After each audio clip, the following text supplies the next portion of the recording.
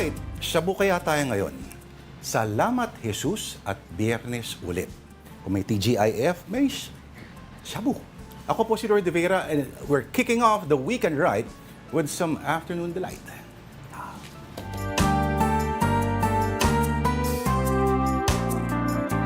At syempre, isang linggo nga, kasama ko ulit ang co-anchor po ng The Big Story, ang parami ng parami, ang mga humahanga. Kasama po natin si Binibining Pauline Versosa. Yes, TGIF, weekend na. Excited ka na? Excited na ako matulog. Teka muna, huwag mo sabihin pag weekend may trabaho ka pa rin. Wala. Minsan, meron. Pero this weekend, magpapahinga ako. Kung kuratsa itong si Tita Pao, yung kanyang partner sa buhay din ay kuratso. So pareho silang hindi nagpapahinga. Oo. Kailangan. In this economy, kailangan. Diba? Bumaba ang inflation pero parang hindi naman nararamdaman. So kailangan kumayod at magtrabaho at kumita ng pera. Sa ngalan ng ganap na kalayaan at tunay na demokrasya at ang request niya, ang ating delight of the day, who are we to judge or to refuse? Ang calamares. Oo, ni-request ko talaga yan kay Miss Jan. Kasi, Bakit calamares? Hindi, di ba pag Friday, ako ina-observe ko yung Lenten tradition na kailangan mag-abstain dun sa mga meat. So, kailangan seafood.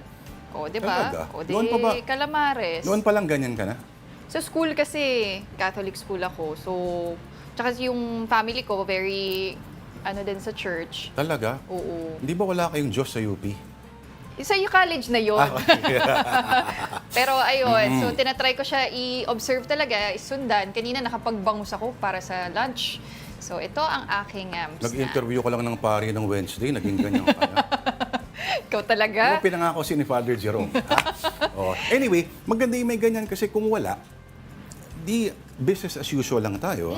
Hindi natin naiisip minsan na yung physical at spiritual na bahagi ng ating katawan, kailangan din ng mga konting-konting mga pansin, ano? At, 40 days lang naman ang Lent. Well, for us Catholics. So, ayan, ino-observe talaga namin as much as possible kasi sacrifice din naman namin yan. Isipin mo, isang na-interview natin para sa aplikante, di ba? Oh. Buong araw siyang hindi kumain. Alas 6 lang siya kakain. Kaya, titikman ko na. sige nga. Ano ba ang hinahanap mo sa calamare? Ikaw ba ay gusto mo yung malutong sa labas, malambot ang loob, o gusto mo yung parang pumapalag-palag ng konti? Ano yung pumapalag-palag na Yung lumalaban pa. calamares? Umaal dente siya na parang... Oo. Gusto ko, basta malambot yung squid. Kasi minsan calamares, pero yung antigas-tigas na nung kinakagat mo, hindi ayaw. Oo. Actually, hindi siya madaling lutuin. Paano ba? Konting-konting... kung lumagpas ka lang ng konti, no, doon sa supposed cooking time niya, magiging rubbery na talaga siya. Rubbery. Oo. Rubbery. At pag ganon, itutuloy mo na hanggang umabot sa puntong lumambot na siya. Parang ganon. Kamusta? Masarap. Sumipol ka nga. Masarap. Ayan. Hindi ka ba nagsi-seafood? Nagsiseafood ako. Ito, kasi hindi pa ako makain, kaya uwi ko to mamaya. Okay. Lalagyan ko siya ng kanon, iba. Okay. So, iba-ibang klase ng calamari. Yung mga octopus na, ang ginagamit dito is a particular type of squid, no? So, iyon ay nasa gitna siya ng lambot, sobrang lambot at tigas. Pero, ang pinakabobrito ko sa lahat, pag ganyan ang usapan, ay yung baby squid. Yes. At meron akong, pinag-aralan ko dati ko panulutuin yung baby squid in olive oil and pepper. Naninakaw ko sa isang Spanish restaurant. Oo, di ba sa Spanish cuisine, ano tawag doon? Chupito. Tama ba? Chupitos, yung squid na maliliit, baby squid na naka-fry. Anyway, I'll double check. Chupito, Google ko. Google mo, girl. GMG, ika nga. Tingnan natin yan, Pero, correct. Chupito nga. Chupito fritos. Chupito frito. Iyan ba general o parang specific name ang dish yan sa isang resto? Yeah. Ayan parang, siya, mga baby squid na parang calamares. Oo. Makakabili ka lang yan, siguradong sigurado, sa Farmers Plaza. At mura siya. Alin? yung baby squid. Ah, okay. Ang baby squid din, ganun din, yung cooking time niya mabilisan lang. Hot pan talaga.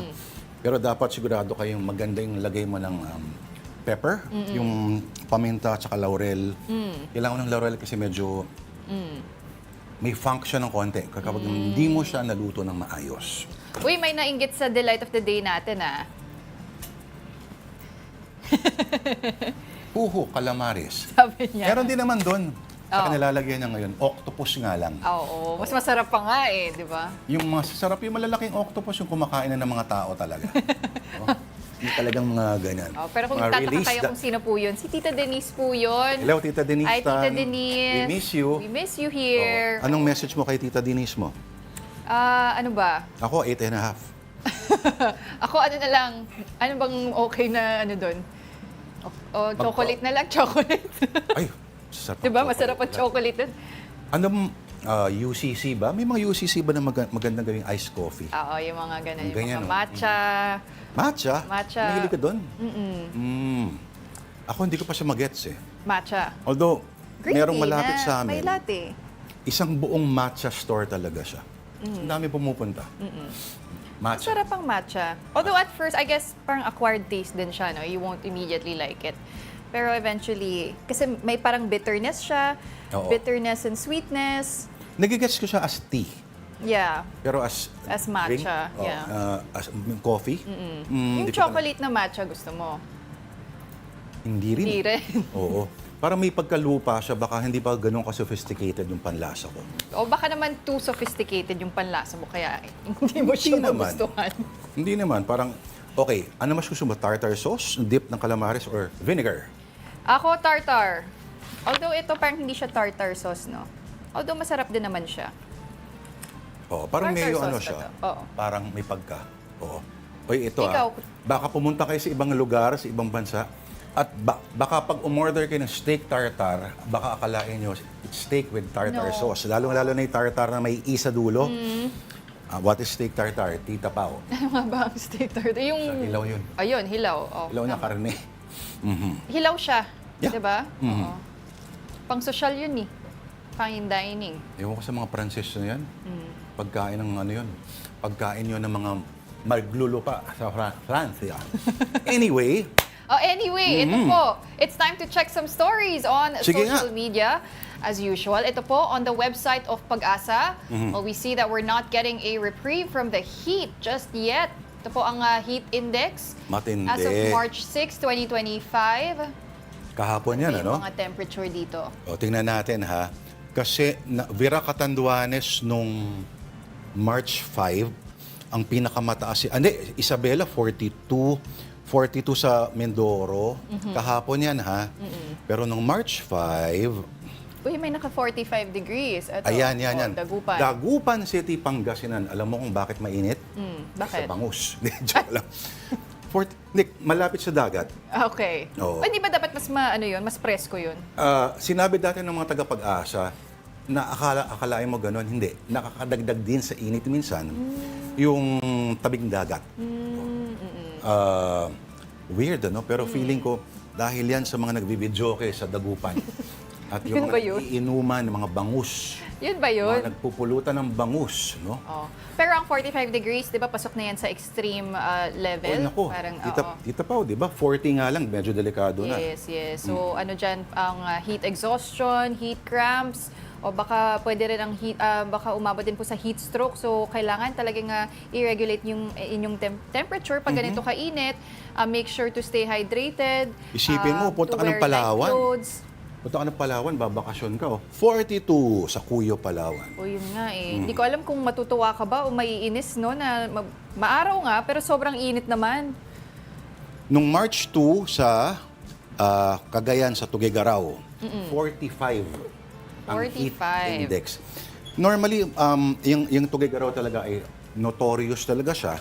Ang mga record na pinakamainit, dyan na itatatala lagi. At hindi lang heat index yun. Although, ngayon, Tito Lord, no, kung tumingin ka sa labas ng bintana, medyo makulimlim. Makulimlim, kala mo, di ba? Oo. Mainit pa rin. Mainit pa rin. Oo, so iniisip natin, sana puro ganyan lang siya all throughout, pero nakakadagdag kahit papano yung brightness kasi. Pero at least hindi sobrang tirik ng araw, di ba? Kahit Oo. mainit, at least hindi ka naman mapapaso nung... Correct. Kahapon, iba talaga kahapon. Ha? So again, ang heat index po is not the direct temperature, pero yung nararamdaman ng katawan yung dynamic ng nararamdaman ng katawan along with yung humidity plus yung actual air temperature. Yun. Kumbaga, feels like... Feels like impyerno.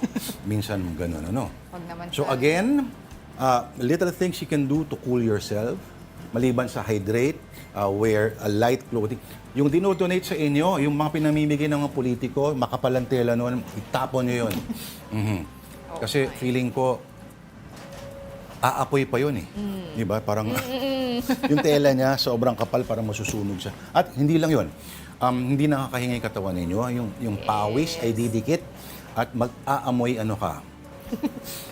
Yun na. Yun na. Talking about. Ika nga. Pero, Tapos, medyas. Oo, Kung kahapon, pwede kang di ba? wag magmedyas, Wag magmedyas. Akala ko ba sabi mo kahapon, magmedyas kasi it helps cool your body temperature. Dahil sa paa. Hindi, baliktad. Kung makakaramdam ka ng init simula sa paa, so as much as possible, avoid mo yung makakapal na medyas. Okay. Okay. Ayan. So aside from Tingnan that, mo yun. ano? Tito. Oo nga, wala kang medyas. Tito ah. moves natin. Then, meron yan, ninja yan. Oh, pero i-remind na rin natin yung mga viewers natin. Kanina nakausap ko si Doc Dex Makalintal. Sabi niya, important talaga yung 8 to 12 glasses of water. So you have to stay hydrated. Water talaga. Water, Hindi ba pwedeng ibang anyo yung water na yun? kailangan water. Pag iba, baka ma-dehydrate ka pala. Sinabi talaga ni Doc Dex yan? Oo, sinabi niya. Coconut water, yan din, electrolytes. Although ang electrolytes, di ba, medyo mahal kasi yan. So, good alternative. Just drink water, hydrate yourself. Buko juice, hindi ba may electrolytes yun? Ayun na nga, Ano pa buko ba juice. Ano pa yung may mga naturally occurring electrolytes?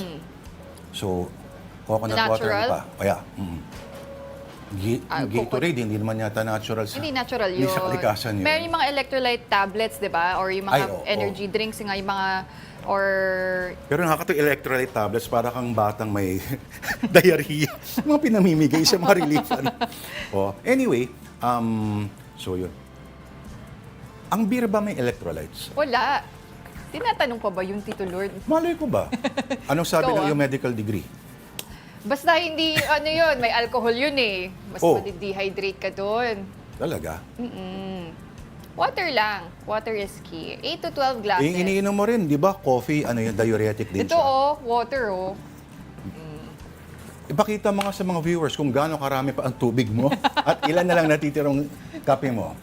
Okay, sige na nga, move on na tayo Move sa on. next story natin. Dumaloy na tayo. Ito po, sa Philippine Star via Life, this is a big deal for depositors doing online transfers. Aba, So the headline reads, BPI announces lower transfer fees from 25 pesos to 10 pesos. okay, linawin nga natin. Pag sinabing transfer fees, okay, Mga- ito ba ay pag maglilipat ka ng pera sa ibang bangko Ibang bank. or sa mga e-wallets?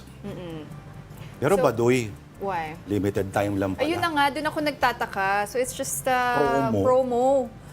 Hindi ko nga gets, anong purpose ng promo? Is it to get more members, to acquire more depositors? So anyway, so for a limited period, ang transfer fee magiging 10 pesos na lang from 25 if you transfer to a different bank. So Pero ayan, di may ba, steps naman dyan. ang weird nung, para saan yung 20 pesos at 25 pesos? Ito ba ay sa effort ba to ng pagpindot ng alis, ng teller na, Well, kasi the one processing also the transaction, di ba, may InstaPay pa kasi yan eh. So from the bank, dadaan ng InstaPay and then the other bank. So I guess merong mga fees along the way na kailangan bayaran doon. But bakit 25 pesos? Kasi medyo malaki yan, ano? isang kanin na yun ha, sa Oo, Jollibee. malaki ang 25 pesos. So a lot of people have been trying to find ways on how to save. Wait, ano sabi mo? A lot of people trying to find ways. Yung isang bangko naman yan. Ay. Na ganun din. Ibang bank yun. Oo, oo. may bayad. Parang standard yun. Nakakainis lang din. Magkano sa ATM sinisingil kada withdrawal? 10? Kung hindi mo bank, di ba? Kung bangko mo, libre. Tama. Kung Oo. hindi mo. Kung Pero I'm mag- sure may fee pa rin yun. Kung magwi-withdraw ka sa hindi mo naman bangko na ATM, yun yung 25 pesos. 25 na ba? 30, parang gano'n. 10 na lang 10 dati yun Ay, nako. So ito Anyway, na nga. so limited time lang pala, nakakainis. Nakakainis talaga. Tapos ongoing pala siya. Okay, so ang itago natin sa pangalang no? Alin? Although, account holder ako dito Hello pala sa mga taga BPI Kalayaan. Opo. Hello kay Ma'am Binasa naman Tiffany. natin yung headline kanina, di ba? And it says BPI has this ongoing promo. Okay, so March 7 to May 31. Ito ba ini-encourage sila tayo na mag-transfer sa ibang bangkong Mukha. din? Mukha. So, pero ikaw, Tito Lord, ano ba yung ginagawa mo para makatipid usually sa mga transfer fees? Hindi ako nag-transfer ng pera. Kahit sa anong paraan. Hindi, kuwari, hindi ka ba nagmamaya, itatop up mo yung wallet mo, di ba? That's already transferring of funds from from your bank account to an e-wallet. Tapos paglipat mo pa, let's say sa sa e-wallet mo, may isa pang charge yan. So ako, ginagawa kong one time, big time para hindi ka lagi nagtatransfer. Transfer. Kasi pag in-add mo yung So, sa lahat, malakihan, ganun. kuwari mag-allocate ka na ng pang e-wallet mo para hindi ka yung tuwing kailangan mo lang gamitin yung e-wallet, doon ka lang magta-transfer ng tingi-tingi na 100, di ba? O 300. Hindi kayo Tita Pao, ha? Sa dami ng pera niyan. Mas marami kang pera yung kuripot strategy lang niya. talaga ako, kaya kailangan kong maghanap ng paraan magtipid. So, in account details, iniisip ko na lang minsan para hindi uminit yung ulo mo. At kesa pumunta ka pa sa bangko, di ba? Nung inabot ko pa nung araw yan, my Yes. God. Na kami, tuwan-tuwa kami nung ATM. Isipin mo, inabot ko pa yung mundo na walang ATM. At pag may ATM ka nun, mayabang ka na. Paano mag-withdraw? Sa counter? Pipila ka sa bangko. Oo, tapos may fill upan ka. Dalawa pang fill up yun. Yung isa, numericals ang isulat mo. Yung isa, isulat mo yung buong amount. Oo, kasi ina-assume siguro ng baka yung teller, hindi niya ma-make out yung mga numericals, magkamali pa siya. At least, mas hindi niya maintindihan yung sinulat mong 3,257 centavos, may only pa dapat sa dulo. O kasi baka inisip niya may karugtong pa yun. Yes. Oo at nga. hindi pa tapos ang lahat. Well, ako yung ganyang process nga, parang it helps you save pa. Kasi, di ba, sa sobrang hassle ng mag-withdraw, huwag na lang ako mag-withdraw, di makakatipid ka ng pera mo, hindi mo gagalawin yung pera mo sa bangko. Unfortunately, hindi ganoon ang mundo. Kailangan lagi na dumudugo ka ng salapi. Ayun. At ang mga bangkong ito ay lagi tayong ginigipit at talagang pinipiga hanggang sa kahuli. Hello po sa mga taga-BDO dyan po sa baba at sa mga taga-BPI Kalayaan. I'm thinking nga is there's still a possibility for transfer fees to go back to just 0 pesos na walang fees. Nagbabayad ba kasi nagbabayad ba sila ng kanilang Wi-Fi connection? Kasi may ibang banks na ganun pa rin lalo na yung mga digital banks. Some of them offer 0 transfer fees kahit na magkaibang bangko pa yung lilipatan mo ng pera. Ano example ng digital bank? C-Bank or Tonic, mga ganun. CIMB, wala akong digital mga banks. Mga pangmahirap lang yung mga bangko ko. Hindi, pero Land bank mga. so yun some of those banks offer free transfer fees. Pero Talaga? yun naman ata yung reality natin today. May paraan ba na, so yung mga bangkong yun, o digital banks, ibig sabihin, anong kaibahan nila doon sa Traditional banks? Well, ang digital banks, wala kang physical branch. So medyo may risk nga doon because they're quite new sa market, right? Pero they offer high yield savings account. So mas ganun? mataas yung interest doon. Meron ka ba? Sige Mas nga. mataas talaga siya. So ang minimum dyan, mga 4%, mayroong iba 6%. Aba. Ang interest savings mo. And alam naman natin, bangko, sobrang liit talaga ng interest. Minsan yung kikitain mo talagang 20 pesos na lang or gano'n, di ba? Ay, nako. Oo. Nabiktima na ako na ng mga ganyan. Ang Maya, may digital bank din. Basta, yung mga, kapag kayo po ay may bank account, Ang Maya, ang naalam ko, isa sa mga nag-offer din ng pinakamataas na interest rate. Ganon, Oo, basta may mga goals ka na i-hit doon. May Bitcoin rin ang Maya, di ba? Tama ba? Meron ba? There was a Ayun ang time, hindi yes. ako Pwede sure. ka Mag-crypto? Yeah, Oo, pwede ka mag-crypto doon. At pero naalala ko yung sinasabi na, papansin mo, no, minsan sa bangko, may isang lugar doon na parang iba yung uniform niya. Pero of course, magkakasama yan sila. Iba siya sa lahat, magaling magsalita, iba itsura niya, at hihikayatin ka na, Sir, parang nasilip yata na laman ng bangko mo, at bibentahan ka ng kung ano-ano. Ay, oo. So minsan pirma ka na ng pirma, Oo. Hindi mo alam na ano na pala. o parang, uy! After mga 5 years, ganyan. Sir, meron po kayong ganito. Talaga, sinek mo, yung pambobola sa'yo dati, hindi ka rin kumita. Sabihin kasi, kasi yung galaw ng market ngayon, nek-nek nyo. Kita ko mula noon. So, nangyari sa'yo yan? Hindi, sa kaibigan ko. Sabi mo, nakita mo eh. Ha? Sabi mo, nakita mo. Ano yun, Quote-unquote. dialogue box yun. Okay, Dialogue box. Oo. Nakita ko yung alam. Pero ganon. Depende rin eh. Anyway, barya-barya lang naman yung, at least yung madadagdag sa'yo doon or, tulungan po natin ng mga bilyonaryo kasi baka maghirap po sila. Sige, ito naman po from funds. Punta naman po natin our next story on social media, still on the Philippine Star via live. Matchmaker wanted. Ito, woman offers $2,000 reward, 2,000 Singaporean dollar reward to person who can find her ideal partner. Ha? O, Ano diba? ibig sabihin ito? So, kung matulungan mo daw siyang mahanap ang kanyang forever, ibibigyan kanya ng 2,000 Singaporean dollars. Singaporean dollars? Singaporean, hindi US Ito yung conversion. 86,000 para mambugaw. Basically, yun.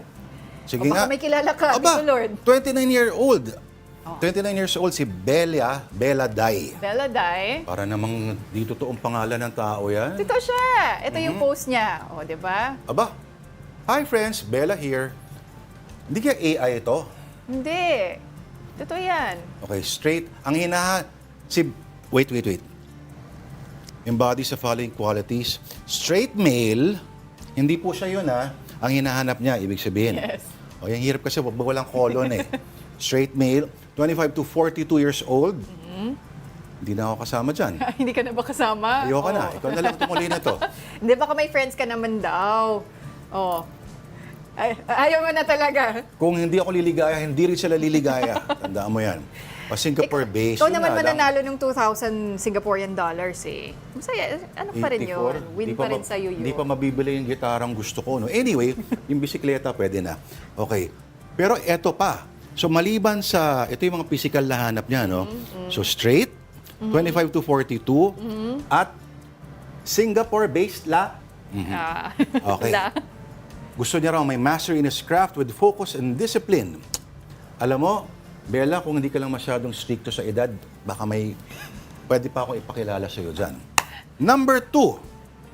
Cares for his wellness. Huwag na natin pag-usapan yan. And fitness. Talaga, ha? Importante sa kanya ang fitness. Okay. Exercise ka na daw. Number 3. Courage to face difficult conversations. Like, what is a difficult conversation? Siguro if you're ready to have kids. Bella, I'm sorry, but I have to return to the Philippines. Bella, I'm sorry, I'm married. Kala ko ba hindi ka napasok sa edad? Kunyari nga lang, pinapractice ko. Okay. So, courage to face. Pero bakit kaya may nasa number 3 yan? Mahirap ba siya kausap? Hindi, baka based on experience. O meron siya tinatagong dahilan?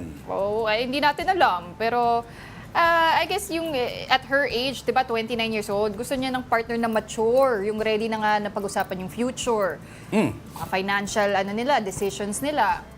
Mga anak, pamilya, anong goals mo sa buhay. Okay. Ganon. Number 4. Ito, pwede ko siyang tulungan dyan. Open to explore spirituality and religion as self-development tools. Pero kung self-development tools, ang spiritualidad, ang tunay na spiritualidad ay hindi lang sa pagpalago ng sarili, kundi para sa buong mundo na rin. Bella, bahala ka na sa buhay mo. Pero may condition si Bella. Okay. Ito. So, bibigyan kanya ng 2,000 nga na Singaporean dollars as gratitude for the lead or the leads that you bring her. kung makaka-result siya into a committed relationship na may minimum ng 6 months. Yun na ba yung makukuha mo committed lang- ngayon? Makukuha mo lang yung pera pag umabot sila ng 6 months nung inyong inirekomenda. Parang walang kasiguraduhan yan. Paano kung si Bella pala may problema? At hindi, alam mo, lifetime na yan para sa maraming tao sa panahon ngayon. 6 months? Oh, naku, oo. Grabe naman yung lifetime na yung 6 months. Yung iba nga 3 months, para makala mo kasal na eh. Oh. Oy, ibang mga ano ngayon. Lalo na yung mga walang definition. Walang label. Labels, walang label. Pag sinabi sa inyo walang label, loko lang kayo nun. Hindi kayo pananagutan O kaya nga, kailangan niya ng 6 months para tignan kung seryoso talaga. Okay. Pero bakit kailangan niyang magbayad? Gano'n na ba Para siya kadesperado? matulungan. O I gano'n guess so. karami pera niya? Oo. Pero ako, smart naman for her because even if she doesn't really pay or someone doesn't really recommend a partner for her, good PR naman yan. Nag-viral naman pa rin siya. So, I'm sure marami namang magbe-message sa kanyang mga lalaki. Ano kaya binibenta nito si Bella, no? Ayan, sabi niya, single pala siya since 2020. So, 5 years na siyang single. At siguro pagod na siya mag-date. Yung ano ba to? Parang diba sa cycle of men or yung mga partners na tinatry niya pero wala talaga siya mahanap. So para mapadali na yung buhay niya, baka sobrang busy niya.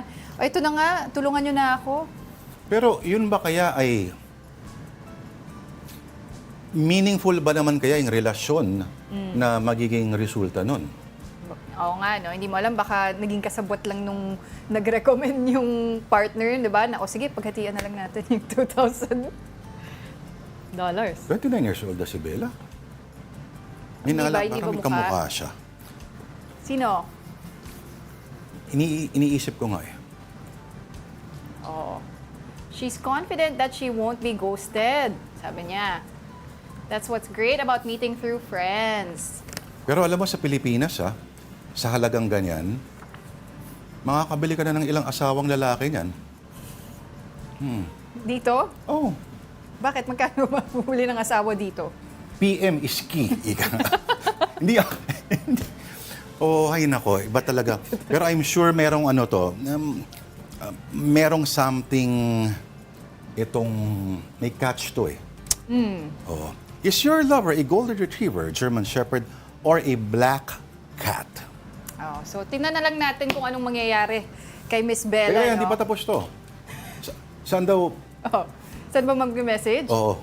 Sabi niya, DM daw eh. O, ito yung Instagram account niya.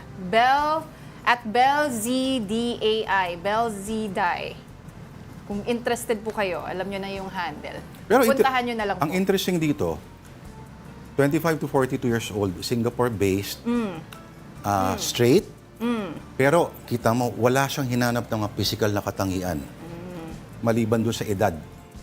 Oh, sabi niya, cares for his wellness and fitness. So siguro she expects a person who takes care of their physical being. Gym kahit trainer, papaano. pasok na gym trainer dyan.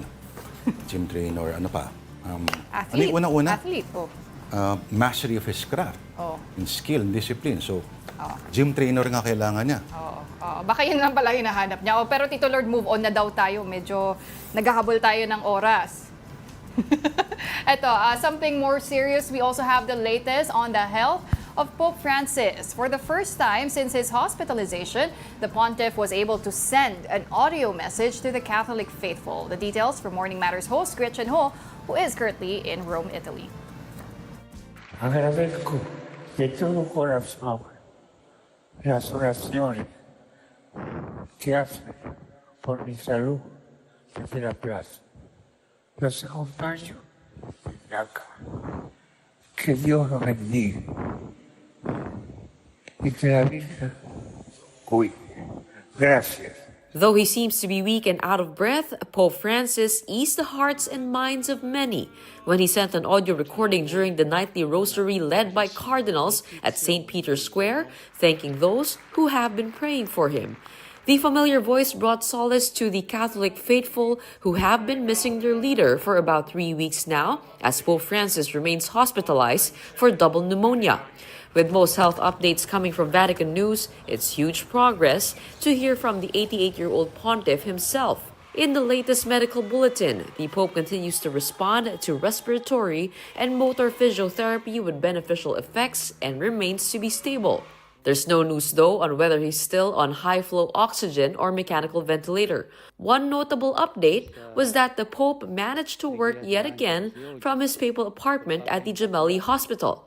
In a deviation from the daily twice-a-day updates, the Vatican will also not give an update on Friday, Rome time, and will instead give its next word on Saturday. Things appear to be looking up for Pope Francis as he recovers from a series of respiratory crises.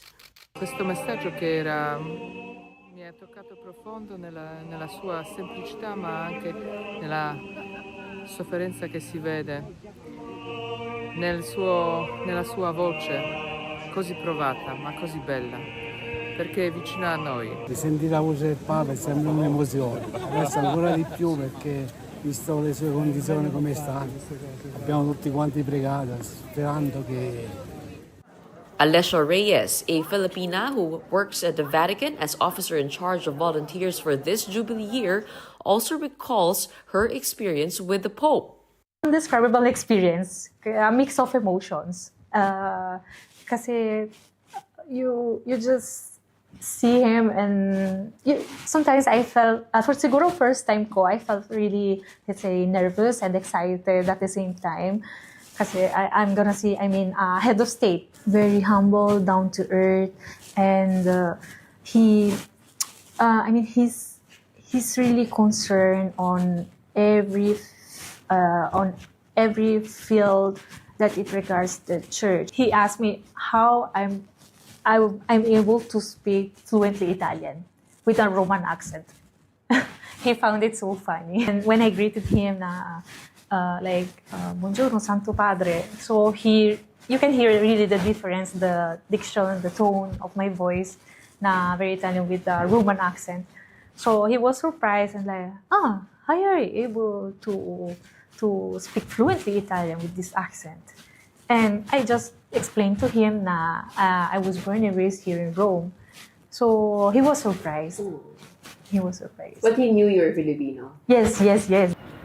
The Jubilee year, a special year when pilgrims from all over the world come to the Vatican for spiritual renewal, takes place once every 25 years.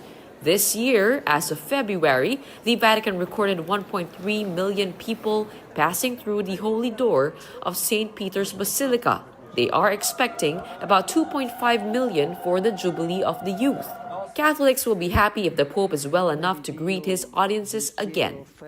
He really loves to being with people and without the security. The security is just there, but they're just apart. Parang ayaw niya na pagbawalin siya na to get close to them. So, especially he loves kids. Kaya in any audience or in any holy masses or any apostolic trips, pag nakikita niya yung mga bata, gusto niya talagang i-bless. It's time to take our first break, and as we do that, here are the global headlines from the Associated Press. Magbabalik po ang Afternoon Delight. This is AP News Minute. President Trump is giving U.S. automakers a one-month exemption to his new tariffs on Canada and Mexico. There are concerns the tariffs could crush domestic U.S. auto manufacturing. White House Press Secretary Caroline Leavitt says Trump told U.S. auto executives to move their production to the U.S. to avoid tariffs. Trump issued what he called a last warning to Hamas to release all hostages still in Gaza. He also said in an online post that he's sending Israel everything it needs to finish the job. Trump met with 8 former hostages Wednesday. Vice President J.D. Vance went to Texas to visit the U.S.-Mexico border. He says U.S. troops will not invade Mexico, despite Trump designating drug cartels as foreign terrorist organizations. South Korean fighter jets accidentally dropped 8 bombs on a civilian area near a firing range. Local authorities say 6 civilians and 2 soldiers were injured.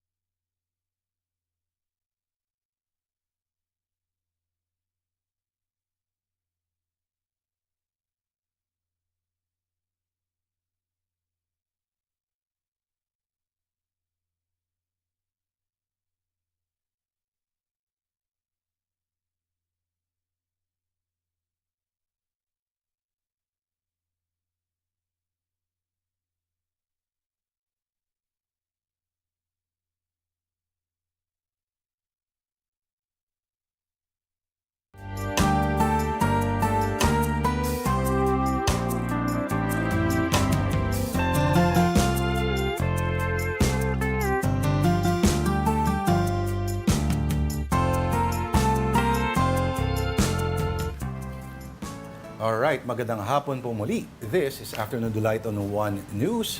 Lord De Vera po, kasama po si Miss Pauline Versosa. Okay, now here's a quick rundown of some stories on One News.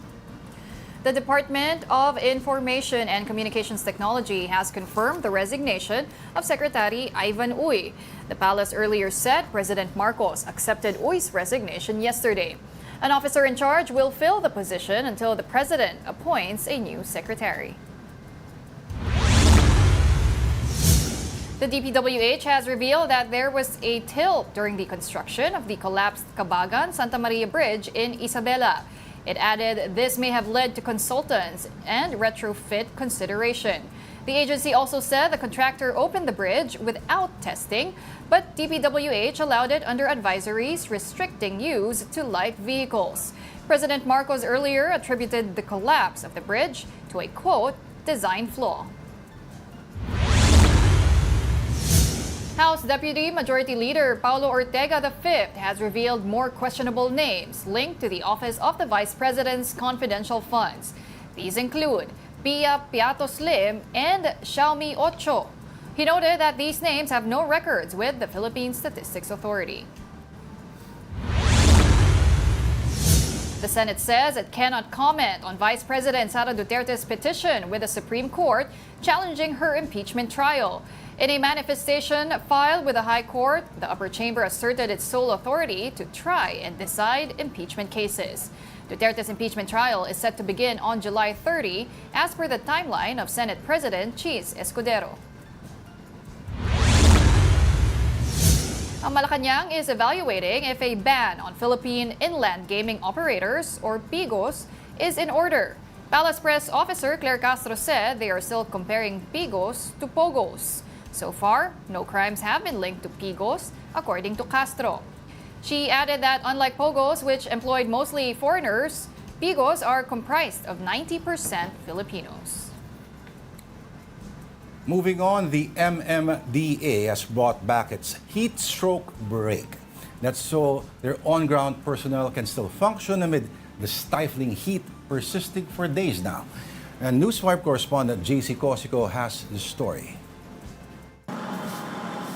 It's 1 in the afternoon when the sun's rays are strongest, and yet Annalyn, an MMDA street sweeper, still has a job to do along EDSA Reliance, covering the 7 a.m. to 4 p.m. shift. Not ideal working hours for her, especially since she is hypertensive. Sakit ang ulo ko parate, nahihilo, ganun. Dahil sa init po Tapos nasa gitna pa po ako. For now, Annalyn just makes sure she is hydrated while on duty. Traffic enforcer Rodolfo also keeps a bottle of water handy, for he too is dealing with blood pressure problems. Siyempre yung mga sasakyan, yung mga makina, mainit din po yan So pagka dumadaan yan, ramdam mo siya yung init. Medyo nahihilo po. Kaya minsan po talagang tatabi po kami. On Thursday, March 6, the projected heat index in Metro Manila is between 39 and 40 degrees Celsius. Slightly lower than the feels-like heat the past few days, hovering in the 40s.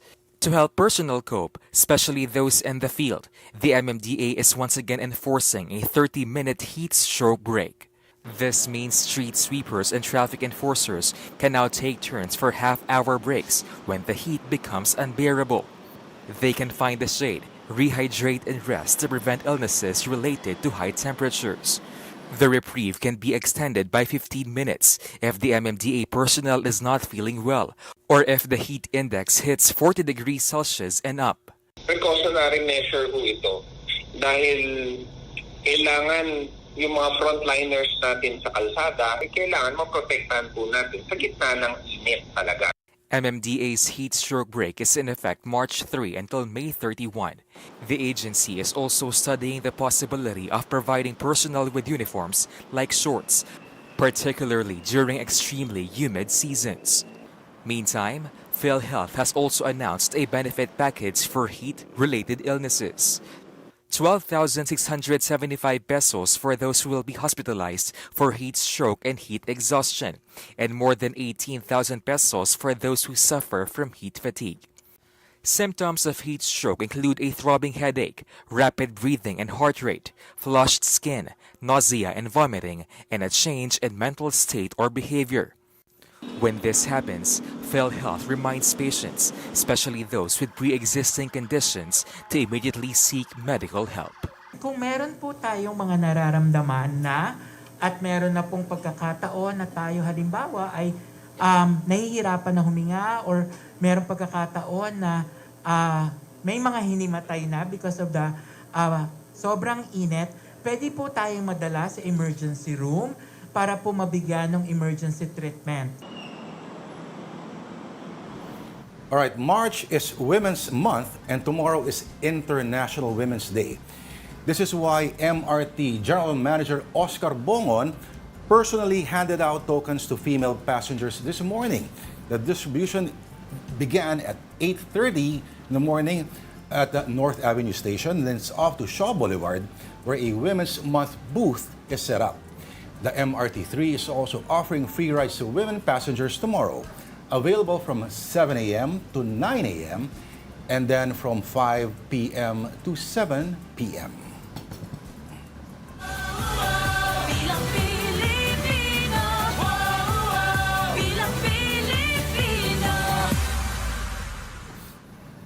And here are some stories we're watching ahead of the midterm elections in May.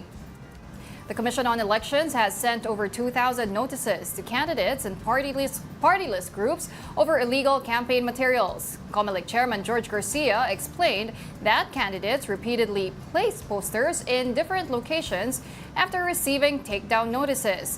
However, the poll body admits its hands are tied when it comes to filing cases against repeat offenders.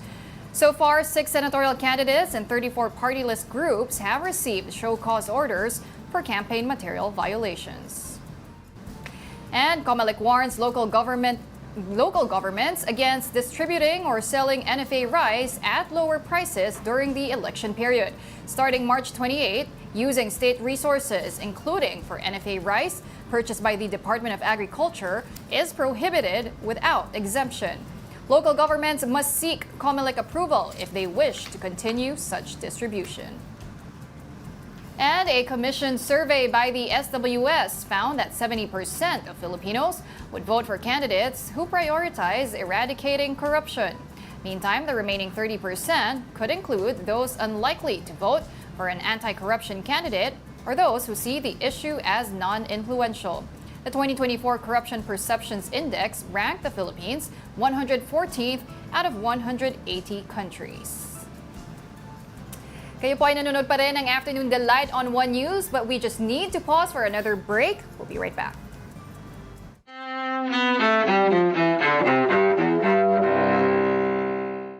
March 7th, 1965.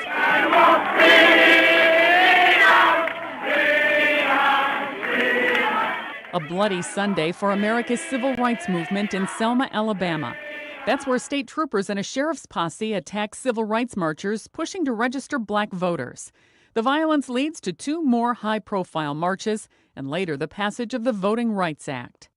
1936. Nazi Germany's dictator Adolf Hitler sends troops into his country's demilitarized Rhineland region. The move violates the treaty ending World War I and brings Europe a step closer to a Second World War just years later. And 1999. I know that you and Frank were planning to disconnect me, and I'm afraid that's something I cannot allow to happen. Movie director Stanley Kubrick, whose films include 2001, A Clockwork Orange, and Full Metal Jacket, dies at age 70. The year before his death, he told the Associated Press that despite the heartache, there's nothing like making movies. Although it can be like trying to write War and Peace in a bumper car in an amusement park, when you finally get it right, there are not many joys in life that can equal the feeling. Today in history, March 7th. Sandy Kozel, The Associated Press.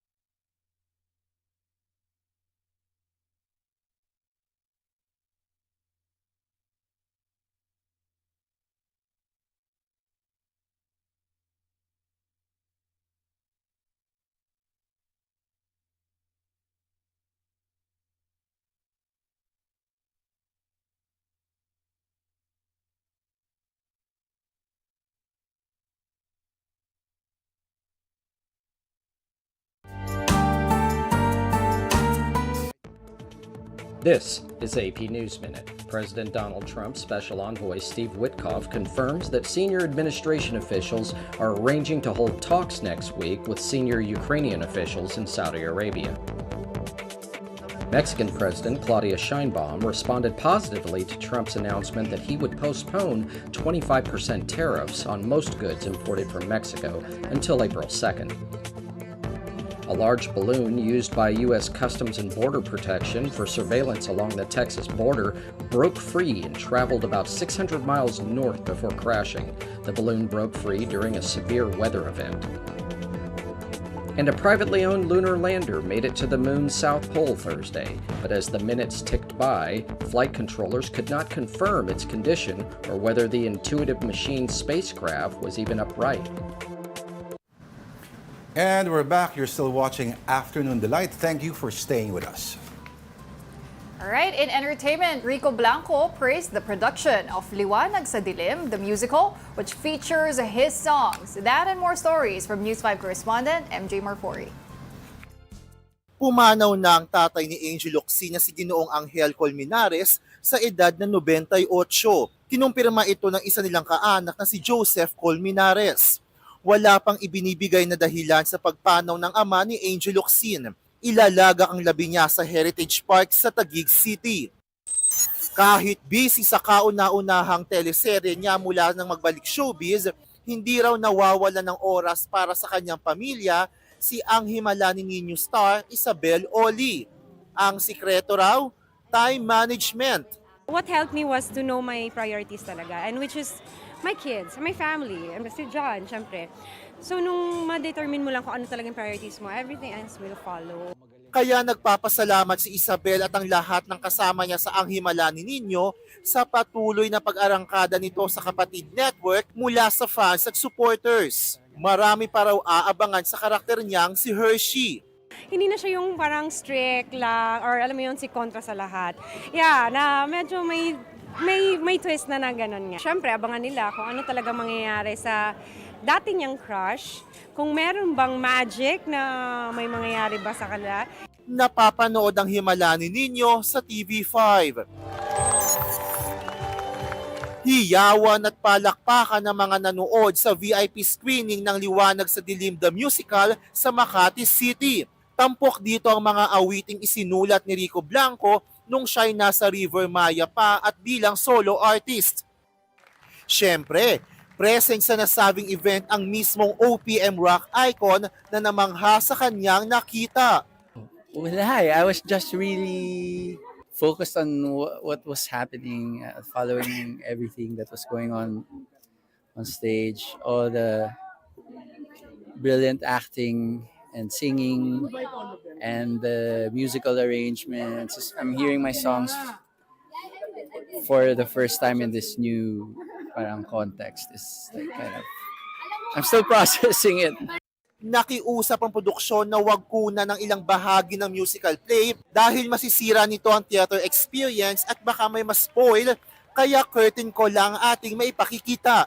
Pero kung si Rico ang tatanungin, naway tumagos sa mga makanonood ang mensahe ng musical play, pati na ang kanyang mga awitin. Nadala ako sa ibang universe. And I suppose, ako personally, we all go through things in life, no? Stress and whatnot. This was a really nice escape for me. To get transported to this universe. Nagpakita ng suporta kay Rico at sa show ang Mambo Curies o ang kanyang LU Squad na kinabibilangan ni Bini Maloy, ilang miyembro ng Ben and Ben, sina Blaster, Sealed at iba pang artist. Super na-enjoy ko po yung play. Super na-enjoy po namin. Sana panoorin. Napapanood na ang Liwanag sa Dilim the Musical sa Carlos P. Romulo Auditorium sa RCBC Plaza, Makati City. Si Tito Von Belinario pala yung nag-report na yan, hindi si Parang may kulang. MJ. Parang may kulang kung si Tito Von yun. Diba? Yung stand-upper na crazy Ay, siya. oo nga. Uy, miss na namin si Tito Bon dito ah. Oo. Hindi raw pwede marinig yung mga kanta, pero sana si Tito Bon ay nandito para kumanta. Yes! Okay, sige. In sports naman po, the excitement continues in the UAAP Season 87 Volleyball Tournament. Tomorrow, March 8th, the men's and women's teams of DLSU and UE will face off at the Mall of Asia Arena. Then on March 9, it would be back-to-back battles between the University of the Philippines and National University, as well as UST and Ateneo. You can catch the games on One Sports, UAAP Varsity Channel, and on the Pilipinas Live app. All right, and after 23 years, the country's greatest cycling event is gearing up for a thrilling comeback. It's the Tour of Luzon 2025. About that, Mobile Journal Amy Atienza reports. Mga kapatid, get ready to break away because the Tour of Luzon will have its great revival this April. Metro Pacific Tollways, Philippine Cycling Association, and the Philippine Sports Commission all gathered for the press conference of the Tour of Luzon 2025. This is an event where cyclists come together for a week-long ride all over Luzon. This is momentous for many reasons. The Tour of Luzon was a legendary summer spectacle. Grand in vision, inspiring in ambition, and incomparable in scale. The race is set to launch with a 170-kilometer out and back route via Pagudpod in Laoag City, Ilocos Norte on April 24. Its last stage will be the penultimate test among cyclists as they will battle on a 180-kilometer ride from Lingayen to Camp Janhay in Baguio City. We are racing for 8 stages from Laoag to Vigan, and then Vigan to Agoo, Agoo to Clark. 2 days tayo sa Clark, and then we go to Lingayen, and then yung twin stage is a Baguio City stage from Lingayen to Camp Janhay through Cannon Road via Luwakan Road. The program is also supported by DocWorld and the MVP Sports Foundation, in which DocWorld CEO Patrick Gregorio attributed the partnership to Manny V. Pangilinan's love for the sport. Alam na yan po, noon pa yan, paulit-ulit si MVP and say, I want to see a Filipino rider in the Tour de France. Kaya when we proposed this project to MVP, he said yes right away. The launch of a revamped Tour of Luzon was also dedicated to late Chairman Bert Lina. Regalo na rin siguro natin to kay Chairman Bert Lina. No? Because isa rin siya sa talagang namuno nito for so long, and legacy niya na rin ito. And this is our gift to him. Mobile journalist Amy Atienza, PR1 News. Meantime, Smart Communications is advancing its AI transformation through a partnership with Amazon Web Services, or AWS. Chief Operating Officer Anastasio Martirez laid out the telco giant's vision for AI at the Mobile World Congress in Barcelona, Spain. Martirez said they have established a center of excellence for AI, which is now evolving into a center of acceleration.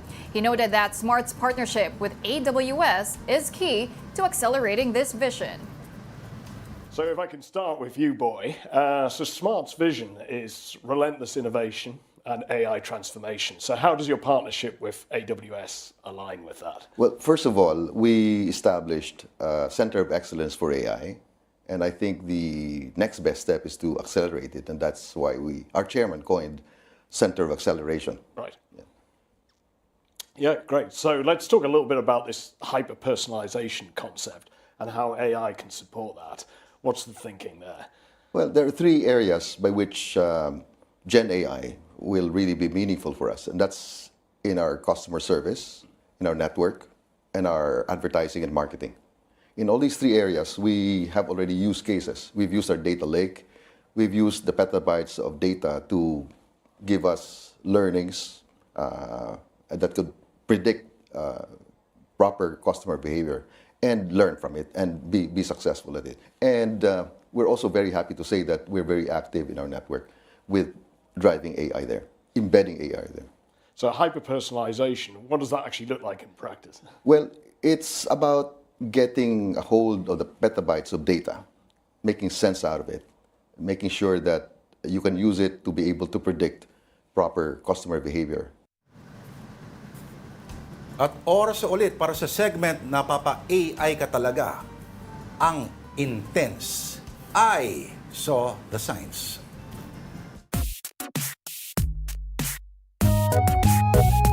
Today's edition, Tita Pao. Linawin mo kasi. Wala, ano kayo ibig sabihin? Okay, first photo. Nanay. Ito po. Sabi ng nanay, anak, pasaksak ng rice cooker. Ako si anak. Sige, ma. Yan na yun. Sinaksak nga ng kutsilyo. Eh, Linawin mo kasi. Linawin mo kasi. Ikaw eh. Next. Ito naman, mula sa isang tindahan. I-try sa cashier ang pellet gun bago umalis. Parang masakit yata yun. Kawawa naman si cashier. Totoo ba yan? Linawin mo. Baka so, yung i-try as in, i-check kung gumagana, di ba? I-test. Oo. Pero wag Delikado naman ata yun. Wag barilin. Oo. Yung cashier, kawawa naman. Oo nga naman. At dalawa yung cashier, yung kahera or yung makina. Oo nga, oo. Kailangan linawin yan. Yes. Next. Ito. Sign, wanted, sales lady.